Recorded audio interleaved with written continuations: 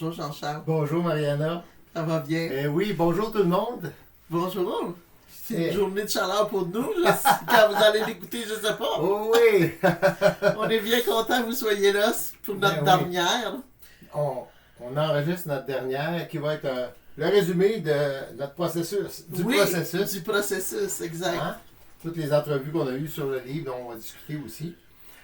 Mariana, on va faire un récapitulatif de notre série d'entretiens sur ton livre La guérison émotionnelle. Si tu veux bien, dans un premier volet, l'an dernier, on a apporté ton témoignage, ce qui t'a amené à mettre en branle le processus pour toi-même et les principes de base qu'on y retrouve.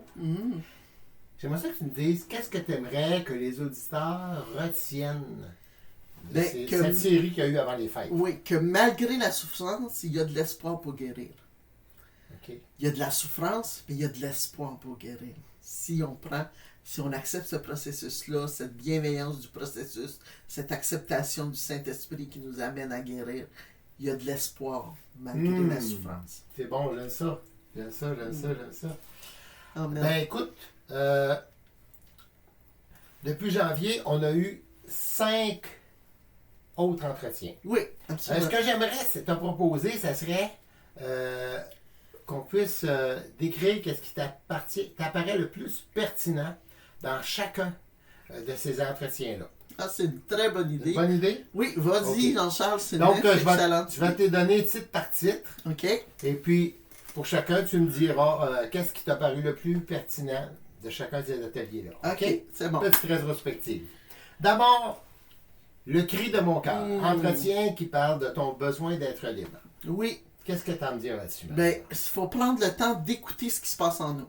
OK. Tu sais, on a une voix intérieure, on a des pensées intérieures, il faut prendre le temps de les écouter. Il faut prendre le temps de nommer, il faut prendre le temps aussi de changer aussi des choses dans les raisonnements. J'en ai parlé beaucoup là-dessus. Puis ça, c'est la genèse de la guérison. Si on ne prend pas le temps d'écouter ce qui se passe en nous, on peut pas évoluer, on ne peut pas embarquer dans un processus de guérison. Donc ça, c'est bien important, parce que si on s'apitoie puis on reste la victime, c'est un mécanisme d'égarement. C'est des mécanismes d'égarement. S'apitoyer puis rester victimisation, on s'égare. On ne guérit pas à ce moment-là. Alors, il faut prendre le temps d'analyser ça puis de se défaire de ces mécanismes d'apitoiement puis de victimisation en prenant le temps d'écouter qu'est-ce qui se passe à l'intérieur de moi, c'est quoi la voix intérieure, c'est quoi mes pensées, puis laisser le Saint-Esprit nous guérir. C'est vraiment ça le cri du cœur. Amen, je veux être libre. OK. Le deuxième entretien, c'était l'introspection, c'est-à-dire se regarder à l'intérieur de soi. Peux-tu expliquer aux téléspectateurs qui nous regardent? Bien, c'est la clé de reconstruire sur des ruines. On a des ruines, c'est pour ça que je parlais tantôt, le cri du cœur, c'est d'écouter ce qui se passe. Bien, c'est de reconstruire sur les ruines. Puis c'est avec Jésus qu'on peut reconstruire sur ces ruines-là. Puis des fois, c'est pas des ruines de défaitisme. Des fois, c'est des ruines seulement parce qu'on comprend pas la situation. Fait qu'il faut prendre le temps d'écouter Jésus. Puis tout est possible, hein? Tout est possible avec Jésus. Si on a confiance en celui qui est en nous, c'est-à-dire Jésus-Christ, ça va nous balancer, puis ça va nous équilibrer à marcher dans la victoire. C'est Jésus qui nous équilibre puis qui nous donne le vouloir et la faire pour pouvoir marcher dans la victoire. Amen. Donc, c'est ça l'introspection. Wow! Une démarche qui est très importante. Ouais. Troisième entretien, Mariana, on a parlé de marcher par l'esprit ou de se laisser guider par l'esprit. J'aime tellement ça, ce sujet-là. Oui, c'est un sujet tellement important. La présence de Dieu en nous guide. OK? Nous guide puis nous console aussi. Ça, c'est bien important. C'est Dieu, le Saint-Esprit, veut nous consoler de toutes les souffrances qu'on a, de toutes les incompréhensions, de toutes les blessures qu'on a pu avoir. Il veut nous diriger, il veut nous corriger aussi, parce que dans nos pensées, les raisonnements ne sont pas toujours bons, je l'ai dit tantôt, mais il nous dirige. Tu comprends? Cette direction est très importante, parce que ça nous amène à rebondir d'une façon équilibrée, vraiment équilibrée. Puis, plus on collabore avec le Saint-Esprit, plus on est résolu de guérir. Amen. Puis, c'est le fait d'être en collaboration avec lui qu'on a cette résolution de vouloir guérir. Super. Ben oui, la collaboration avec le Saint-Esprit. On ne peut pas mieux dire. OK. 4e entretien, j'ai vraiment aimé beaucoup celui-là. L'exemple de Jésus. Un entretien qu'on a eu dans le temps de la période des Pâques, à peu près, quand on a eu cet entretien-là. Et on a pu trouver dans la vie de Jésus la direction du comment. Oui, moi, quand j'ai réalisé ça, c'est l'exemple de Jésus dans le jardin de Gethsémani. Moi, quand j'ai réalisé ça, que Jésus, il était à l'écoute de ses émotions, puis il a pris le temps de les nommer à son Père. Ça m'a vraiment guidé dans l'importance d'accueillir ce qu'on vit. Puis de l'importance de voir l'exemple de Jésus, c'est « aide-moi à suivre ta volonté ». Lui qui est Dieu a demandé de l'aide. Uh-huh. Il a demandé de l'aide aux gens de venir prier pour lui, ses amis, mais il a demandé de l'aide à Dieu aussi, son Père, pour l'aider à suivre sa volonté. Tellement pertinent. Oui, puis ça, c'est un exemple. Dans la souffrance, je trouve que c'est l'exemple approprié pour être capable de rebondir et d'accueillir nos blessures, puis de les nommer, nos émotions. Oui, puis d'oser, nous aussi, demander de l'aide au Père. Oui. Tu sais, si Jésus n'a pas hésité, pourquoi nous, on hésiterait? Vraiment, c'était... c'est très pertinent dans le processus de guérison. Vraiment très pertinent, cet exemple. On arrive, Mariana, ah oui. le cinquième entretien qu'on a eu la dernière fois. Ah oui. Où est-ce qu'on a parlé de la Bible et du rôle que la parole de Dieu a dans le processus de la guérison émotionnelle. Quand on est dans ce processus-là, c'est prendre le temps de lire des versets qui nous interpellent, de les souligner, de les souligner dans notre Bible, les mettre dans notre cahier de bord, dans notre journaling pour d'autres, les méditer. Méditer ces versets-là, ça l'aide à construire quelque chose à l'intérieur de nous. Puis c'est tellement important, la parole de Dieu. Ça va nous aider à s'aligner, à être harmonisés, puis nos pensées avec Dieu. Avoir des pensées que Dieu veut. Puis c'est ça qui fait la différence. C'est ça qui va faire la différence. Vraiment, la parole de Dieu, méditer les versets qui nous interpellent. Ceux qui m'interpellent ne sont pas les mêmes que les tiens, je l'ai dit, et je le répète toujours, parce qu'il faut vraiment prendre conscience que Dieu nous parle dans des situations différentes à chacun. Il faut accepter que Dieu nous parle différemment, puis que lui, il sait qu'est-ce qu'il doit aller consoler aussi. C'est bien important. Alors, c'est ça. Alors, ça, j'ai beaucoup aimé aussi quand on a parlé de la Bible. Vraiment. Ben maintenant, Ariana, qu'on a fait le tour d'un peu de chacun de nos entretiens. Où tu veux aller, là? J'aimerais bien ça, pouvoir te lire tous les commentaires. On a eu beaucoup de commentaires. Okay. On a eu des commentaires sur notre chaîne YouTube. Des gens qui ont fait laissé des commentaires sur nos comptes Facebook. Et aussi sur le site Amazon où est-ce que ton livre est publié.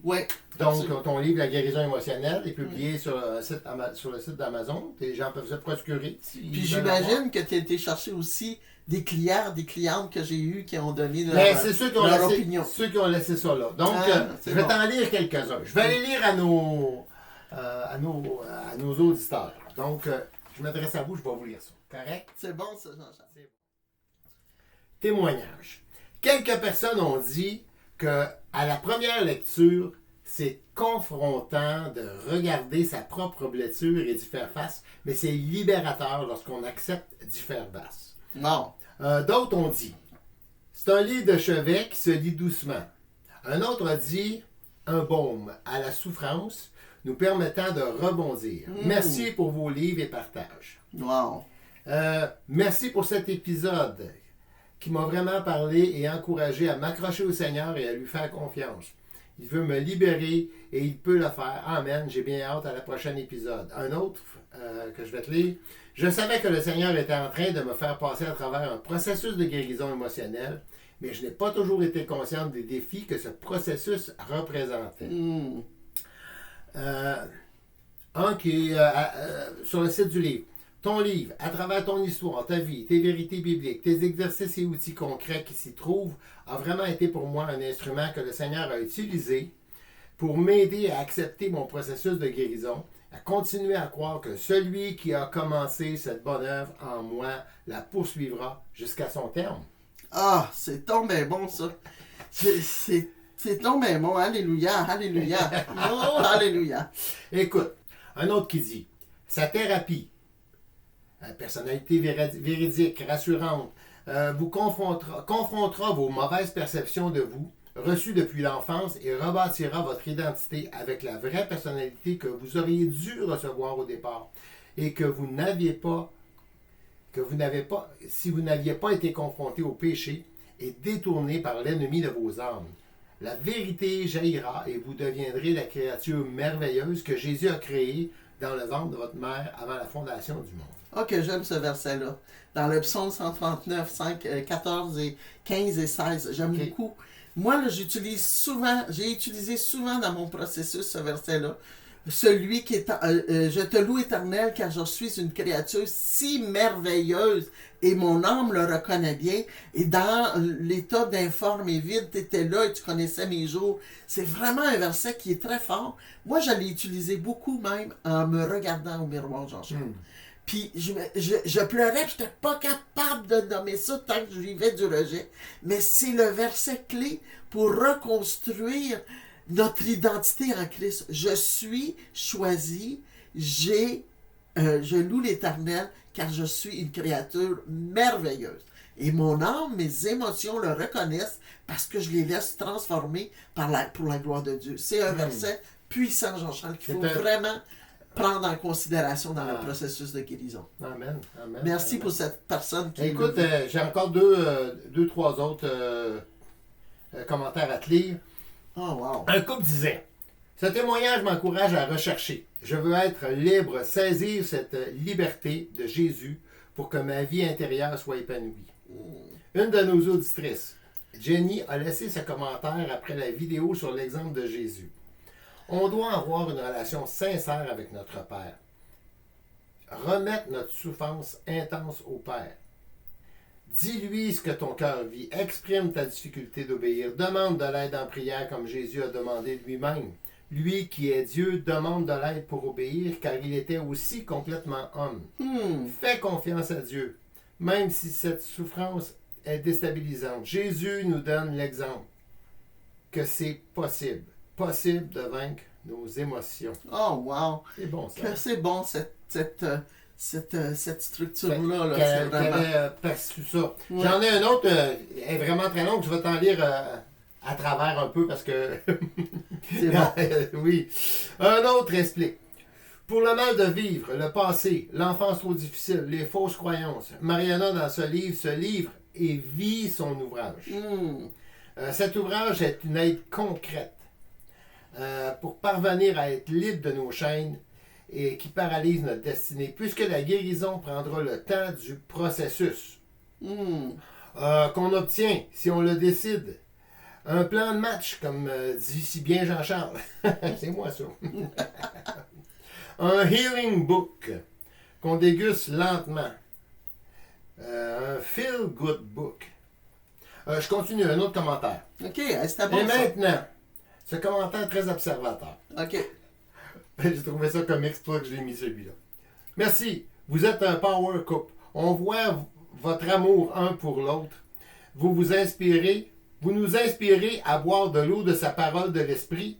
En plus de votre verre d'eau qui est toujours là à côté, des tableaux peints qu'on voit en arrière où est-ce qu'il y a de l'eau qui coule. On vous aime tellement. Gloire à Dieu pour toute guérison. Amen, amen. Hey. L'eau vive du Saint-Esprit qui nous fait changer notre intérieur. Oh oui, l'eau vive. Écoute, Mariana, tant qu'à être dans les témoignages que les gens ont rendus, si tu me permets, j'aimerais ça prendre le temps de t'exprimer mes commentaires au sujet de ton livre. Oh wow! OK? Ben oui, j'écoute. Écoute, d'abord, je veux te dire, première fois que je lis ton livre, la première fois que je lis ton livre, là, il n'est pas imprimé rien, là, c'est ton premier jet et il a besoin d'être corrigé puis tu veux que je corrige ton livre. Tu me fais confiance pour faire une première correction. Et je commence à lire le livre pour le corriger. Donc, mon esprit est... Le focus devrait être sur corriger. Puis tranquillement, je me laisse toucher. Puis là, je vois, puis je ressens des choses que je savais, mais que je ne savais pas. Des histoires que tu m'avais peut-être déjà dit, mais que je n'avais pas compris tout le sens que ça avait pu, tout l'impact que ça avait pu avoir dans ta vie. Vraiment, combien de fois? J'essayais de corriger, puis là, j'étais obligé d'arrêter. J'étais vraiment ému. Souvent, j'ai pleuré en lisant ton livre, de voir comment Dieu a pu être bon avec toi, comment il a agi avec toi, comment tu as pu souffrir aussi. Et ça m'a amené beaucoup de compréhension. Et puis, mais la première fois, c'était surtout de l'émotion. Puis après ça, je me suis dit, bon, ok, je l'ai fait une lecture pour le corriger, je pourrais bien le relire, juste pour vous. Et puis, dans ma relecture, où est-ce que là, j'essayais de ne pas corriger rien, juste lire pour lire. Ma première lecture comme ça, à juste lire pour lire, là, j'ai compris des choses sur notre relation entre les deux. Parce que quand on est blessé, quand on subit des choses dans nos vies, ça affecte aussi l'autre. Puis dans ce moment-là, je me suis mis à comprendre beaucoup de choses dans ta vie à toi qui affectaient ma vie à moi aussi. Puis ça l'a upgradé, ça l'a augmenté la qualité de nos relations toutes les deux, déjà à partir de ce moment-là, parce qu'il y a beaucoup de choses que je comprenais. Et comme jamais. Et puis, finalement, une relecture. Une relecture, je dirais, parce que comme ça m'avait fait du bien, je l'ai relu. Mais cette fois-là, j'ai plus porté attention aux petits exercices que tu as ajoutés et tout ça. J'ai compris comment moi aussi je devrais le faire pour moi. Il y a beaucoup de choses que je n'avais pas réglées dans mon passé. Il y a beaucoup de choses que je n'avais pas amenées. Beaucoup de pensées qui étaient en moi, qui venaient de ma vie passée, de mon enfance, de toutes sortes de raisonnements que j'avais gardés. Que j'avais pas des pensées, des façons de penser que je n'avais pas amenées à Jésus pour dire ces pensées-là, sont-tu vraiment bonnes? Je peux changer ça. Je ne suis pas obligé de garder ça. J'ai remis beaucoup de choses en question, moi-même, après la lecture de ton livre. Ça a vraiment été une bénédiction pour moi. Fait que, je voulais te partager ça. Je te remercie, Jean-Charles. C'est vraiment... c'est super ce que tu me dis là, parce que moi, j'ai vu le changement. J'ai vu le changement vraiment en toi. J'ai vraiment vu un changement dans la façon de réagir face à nos différences. Ta différence avec moi, puis ma différence. J'ai vraiment vu le changement. Puis c'est ça qui est important dans le processus, c'est que dans un processus, on voit des changements. Si on est honnête avec nous-mêmes, puis tu as été honnête avec toi, puis tu as compris des choses. Des fois, ça prend le temps de comprendre l'autre, puis de saisir comment nous, on peut percevoir les choses que l'autre vit ou a vécu aussi. Ouais. Puis c'est lorsque j'ai vu que tu as fait de Jésus ton Seigneur, puis j'explique c'est quoi, parce qu'il a toujours été ton Seigneur, c'est de dire, lorsque je t'ai vu confronter tes raisonnements et tes perceptions à la lumière du Saint-Esprit, que j'ai vu l'homme que Dieu m'avait montré avant de m'engager avec toi. Dieu m'avait montré que tu serais un homme bienveillant, que tu serais un homme sensible, un homme pour moi, vraiment pour moi. Puis le fait que tu aies fait cette introspection-là, puis ces changements de raisonnement-là, j'ai vu l'homme que Dieu avait créé avant la fondation du monde. Alors ça, là, ça m'a béni, puis j'encourage toutes les femmes, tous les hommes qui écoutent, de prendre le temps de s'introspecter, de voir que les réactions que l'autre peut nous provoquer, c'est parce que nous-mêmes, on a des blessures. C'est ce que Jean-Charles explique. Puis prendre le temps de se savoir, Jésus, c'est quoi ces réactions-là? Qu'est-ce que je dois changer, moi? Pas de changer l'autre, mais changer moi. Moi, Seigneur. Moi, c'est ce que j'entends dans ce que tu dis. Je te remercie d'avoir été sensible à l'esprit comme ça, Jean-Charles. Je te remercie. Je suis heureuse car lui, il est heureux avec lui, puis moi, je suis heureuse avec moi. Donc, on est heureux parce qu'on est heureux avec nous, puis avec l'esprit. Amen. Amen. Alléluia. N'oublions jamais que c'est la vérité qui nous libère. Oui. Puis, nous libère de ces entraves-là. Donc, ce que je dis, moi, toujours, c'est la fidélité. La fidélité, c'est de connaître Jésus. Ça, c'est la vie. Ça donne la vie. La volonté, c'est de poursuivre la paix. La puissance, c'est de manifester l'amour et l'espérance. Donc, c'est d'être fidèle. Fidèle à Dieu, fidèle à soi-même, fidèle à nos perceptions, fidèle à comprendre les bonnes perceptions.